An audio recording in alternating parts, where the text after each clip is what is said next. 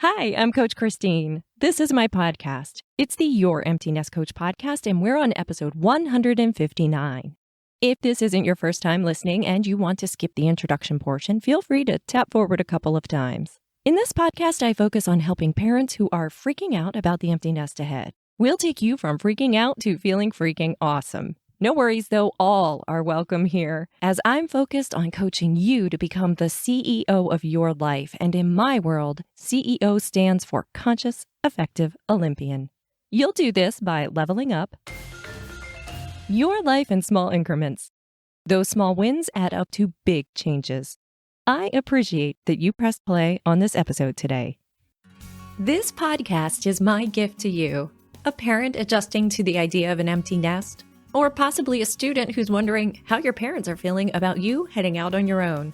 These podcast episodes will have a base of life coaching infused with reminders to cheer yourself on, and maybe with a dash of my alter ego Sally, the hotline video operator, popping in from time to time.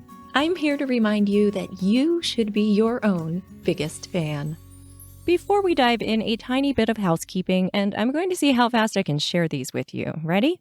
First, you'll find time markers in this episode's full show notes if you're looking for something specific or would like to hop around. Second, you'll find a ton of information, resources, and more on my website, youremptynestcoach.com or emptynestsuccess.com. Reminder number 3, if you enjoy this podcast, don't forget to follow it in your favorite podcast player or register for a free account in the Empty Nest Success home.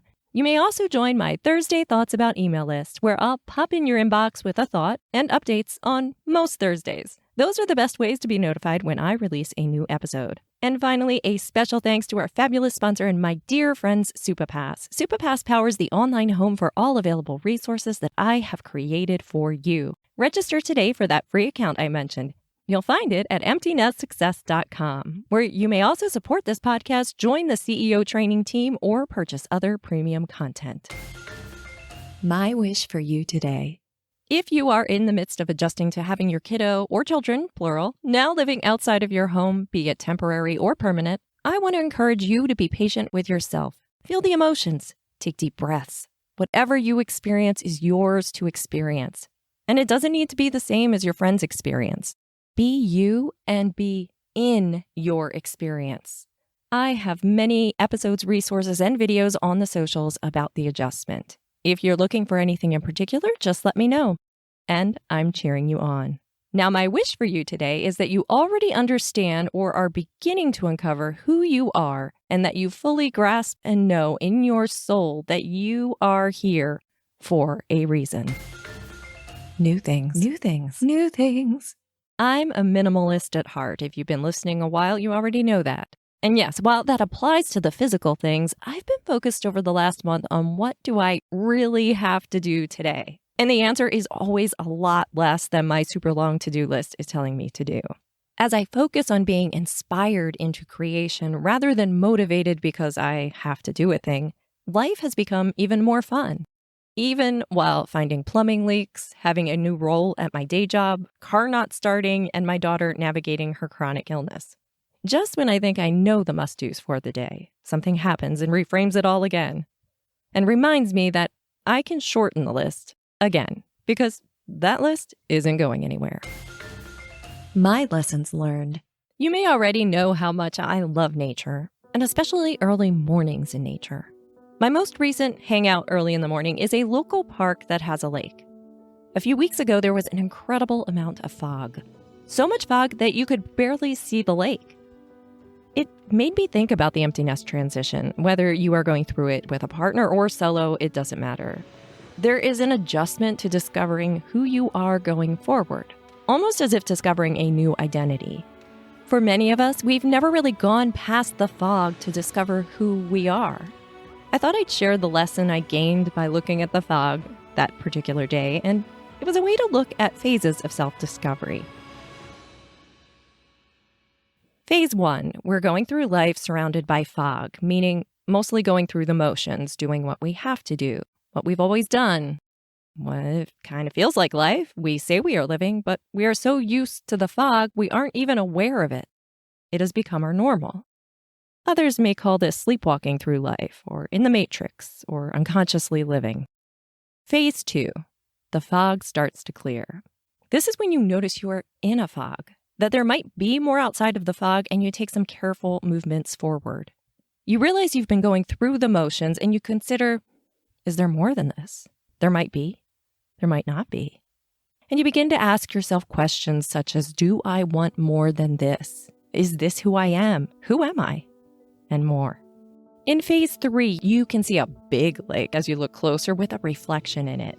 And when seeing the reflection, you scan to see where the water creates a line, a border between land and air. But actually it's blurring together, making it difficult to determine. As with all of these phases, you wiggle a bit back and forth on whether or not you want to keep on discovering. It is, after all new and can feel scary and unclear.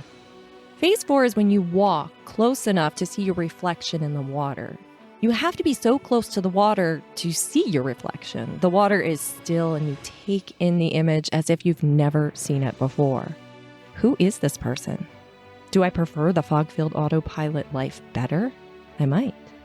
You keep going and reach phase 5. It dawns on you how unreal the image of you in the water is. And you see that you are in a body that houses your thoughts, your emotions, your trauma, your love, your fears, you. And while others have been helpful and supportive or may guide you on this path of self-discovery, the one who has the most to lose and gain is ultimately you. Imagine picking up a smooth stone and tossing it into the water, rippling away your reflection. You take a deep breath. And another, and you feel how your body exists in the world, how your feet touch the ground, how you stand in your physicality. You turn away from the fog and lake and know that while you aren't sure who you are going to find, you can't wait to be more of you and less of what the world has told you you need to be. As a child, as a parent, as a coworker, as a friend. You feel empowered, scared, peaceful, excited, thrilled all at once, but you know you have felt your connection to your inner self for just a moment maybe, and you want more than that. Ultimately, you know the you of 10 years from now is who you are honoring by continuing the discovery. After all, you and them, you're both amazing. Ask Coach Christine. Christine, do you have a way to be less self-conscious about my appearance as I grow out my gray hair? Or grow my gray hair out? It's the proper way to say that. This was a specific question asked during one of our CEO training team power hours. We do those weekly on Mondays. I asked when the self-consciousness appears for this person, and there was a very specific example of being out at the grocery store, someone seeing them with their hair growing out and the thoughts coming in. And here are a few things to keep in mind. First, the thoughts that are causing your self-consciousness about your hair are your thoughts. Ouch, right? Because unless you have some magical power that allows you to dive into their mind, you are only guessing what they are thinking. More than likely, this happens in a split second, and you may feel your body tense or stomach feel off before you even notice that your thoughts have gone to how embarrassed you are about your hair. And yes, you can apply this to anything, not just your hair. Second, the moment you are able to notice your concern of what someone else thinks about you, you have made a step forward. Celebrate this. You've begun to make progress because now you have the opportunity to do one of a few things. A, change the thought you are having. B, stop it completely by thinking about something else. Or C, keep thinking about it over and over and over and over and over and over and over again. The third thing to keep in mind is if you notice something you'd like to create less resistance in your life for you, such as this, do some thought work around it when you're not out in public. There is this part of you that probably doesn't love the way your hair looks. If you did, you wouldn't care what anyone else thought. It would be like someone saying they really hate the dress that you're wearing, and meanwhile you're in a pantsuit. You're not there in your head, so it doesn't bother you. You're like, they're crazy. I don't know what they're thinking about. That's where we want you to get with your gray hair. Ultimately, this thought processing is yours to do, but it is fun to play with what-if statements, so let's try that. What if me growing out my gray hair represents me discovering who I am? What if I don't care what anyone thinks about it? What if future me loves the results and is patiently waiting for the hair to grow? What if I find I don't love it in the end and decide to color it again? What would I make that mean? And what if I don't make it mean anything other than I allowed myself this time, of growth to be one that I tried something new? What if I love the results? What if I love the growing out process? What if I have fun with this? What if this process is one of peace and joy? What if? So those are some serious thoughts about it, but we also then had an incredible amount of fun with it. And I'm going to share that portion of my answer in the Find the Funny segment of this podcast episode. Christine, where are you? I was supposed to mention this ages ago, but I believe I may have left it out of prior episodes, so better late than never. You'll find me as a guest on the PractiMama parenting podcast that was recorded also ages ago. Before my daughter had graduated from college, before my divorce, before my last name change, before the pandemic even. The PractiMama podcast, hosted by Lee Uehara, is focused on mothers with younger children, and I do love chatting to moms with younger children. The title of her episode is A Parenting Tip for Being Frustrated with Your Toddler. Link will be in the show notes, and the entire episode is under 5 minutes in length. Also, if you are listening to this episode within a week of its release, I have a giveaway currently going on TikTok to celebrate passing 10,000 followers. It's hard to believe that many people have watched and decided to follow me at some point or the other. So thank you if that's you or if that's going to be you. I appreciate all of you, listeners to my podcast, followers on social media, and more. Look for the video on TikTok that says enter now in the thumbnail to enter. I'll be hiding that video once the giveaway ends. Good luck. Celebrating you and your wins. Well, we have so much to celebrate this month from everyone. Super exciting. Starting with TikTok shares. Here we go. Hot flashes and cool topics. Heading to 4th Tennis Clinic this week. Bonnie business coach Frank. I took 2 weeks off work because my body was telling me that I needed a break. Entrepreneurs tend to be bad at self-care and don't stop working. I can vouch for that. Katie Robinson, I overcame a mental block and successfully did a flying sidekick over a stack of 4 targets in Taekwondo for the first time in ages. For the past month, every time I saw more than 2 targets stacked, I would lose confidence and stutter step instead of jumping over them. But no more. It's Taffin says, I'm going back home in 2 days for a visit. I've been away for over a month now for college and I miss them. And Yagi Toshinori, I've been working on a drawing and I've improved so much more than I thought I could. Popping over to Instagram, we have Okilumi. I finally made a decision to move where I truly want to live and quit my toxic workplace. I'm still scared, but we're getting somewhere.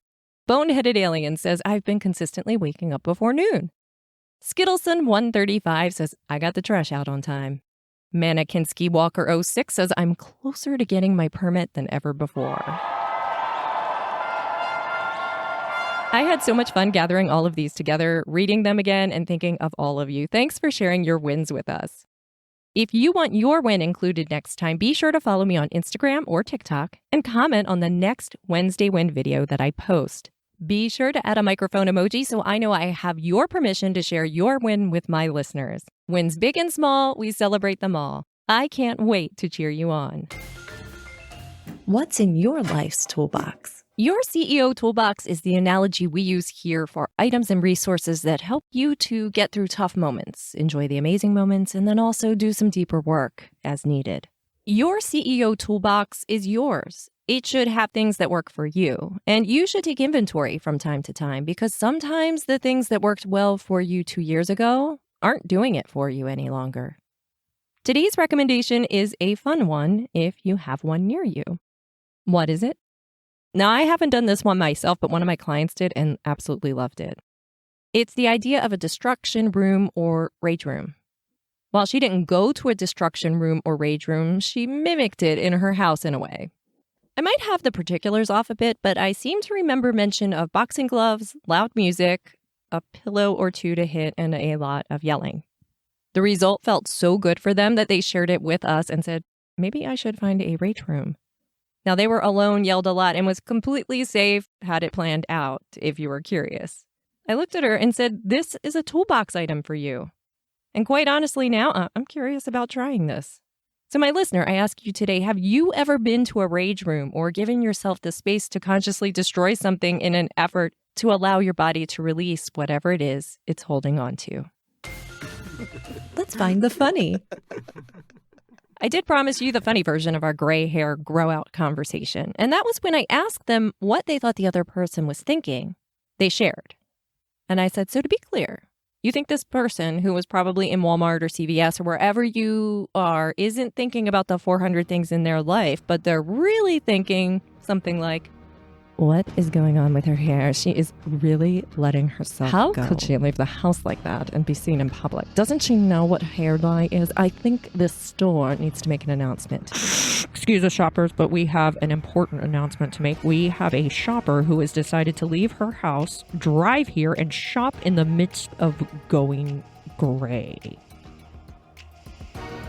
She's in aisle 14, and we think you all should head over there to take a good, long look. Be sure to make a face, tell her it isn't becoming, and that she should go home. Thank you, and have a nice day.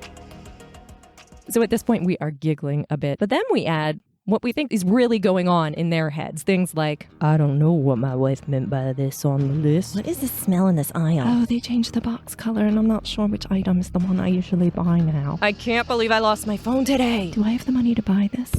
So exhausted. Oh, I just want to go home and sleep. Paper. Oh, can't my children just stay close to the cart so I don't have to worry about them getting trampled by other carts? Paper. All I need is paper. Don't look at the other things. Paper. I need paper. Yeah. Oh, there it is. Woohoo! I'm out of here. This all started from the mention of going gray, and we end up belly laughing over the store announcements and what everyone's thinking. So I hope that next time you catch that pit in your stomach or tension over what someone else may be thinking of you, that you remember more than likely they're dealing with their own stuff. What I wish my parents knew. There is something that parents and grandparents say often. I've caught myself saying this, and I've heard multiple people complain about the impact of it. I've been on the receiving end of it too. The statement is, just wait until you are older. The statement sometimes is around good things. Other times it's around things such as how great the younger generation has it now. And what I've heard from the younger set, and that I've experienced, is that it isn't a super supportive statement. It's made me consider other things I can say when I start to want to say this, when I hear the words forming in my mind. Rather than saying, just wait until you are older, how about, I prefer honesty, so I'd probably lean toward, I was going to say just wait until you are older, but I realized that isn't super helpful. And then wait, see what comes out of it. Or, that sounds frustrating or exciting. Is that how it feels? Or, I remember experiencing something like that in my life. I'm happy to share that if you think it's helpful. Otherwise, I'm also happy to be a place for you to process your experience. Or how about if it's more serious? That sounds serious. May I help in any way? I'm finding myself wanting to jump in and help. Those are some ideas. Obviously, you can keep saying, just wait until you are older. You do you, after all. It's easy to fall into the trap to think you know how something's going to play out for someone. But ultimately, we aren't them. So removing some assumptions, no matter how well we know them, might be an interesting thing to try. As always, have fun with it. 2 questions for you. Question 1. Are you able to identify thoughts that don't serve you throughout the day? And question 2. Have you been to or would you go to a rage room? As always, I provide content to make you think, my empty nest friend. My hope is that I am able to provide you with thoughts that positively impact your life. If you enjoyed this episode, please don't forget to share it with others. It's the best way to allow it to reach a wider audience. Yes, all the goodies, links, and resources are in my show notes. I'll be back next month with a new episode. My empty nest or future empty nest friend, have some fun. Take some deep breaths, take some walks, and feel your inner you within your body. You might learn something. And of course, remember that you are amazing. I'm going to start completely over. I am sweating buckets and I've done no sentences. I'm in the car and I'm hot. I'm in the car and I'm hot. I'm in the car and I'm hot. All right. Here's what I'm doing. About 80 degrees outside. I'm in a van at a theme parky type of place, helping someone out with a ride and just waiting. So I'm inside the van. Everything's closed. I have a fan. I have water that I put on my face and my head and my neck in between takes and put the fan on it. But in between those segments, I have to turn the fan, the charger off because that has its own fan that runs, and get back in the groove. So this is fun. It actually is fun. It sounds, this is a freaking sound booth. I do like it. It is a little hot in the summer. Should I stop talking now? I know this is going to be at the end if it's anywhere, so I don't care about the fan and I'm leaving it on. I'm going to pour myself with water. Okay. You're amazing. Still listening? My new name? It is now Oakfield. I am Christine Oakfield. I love it, and I'm starting to get used to using it. Thanks for all the messages about my name change, which I spoke about in my last episode.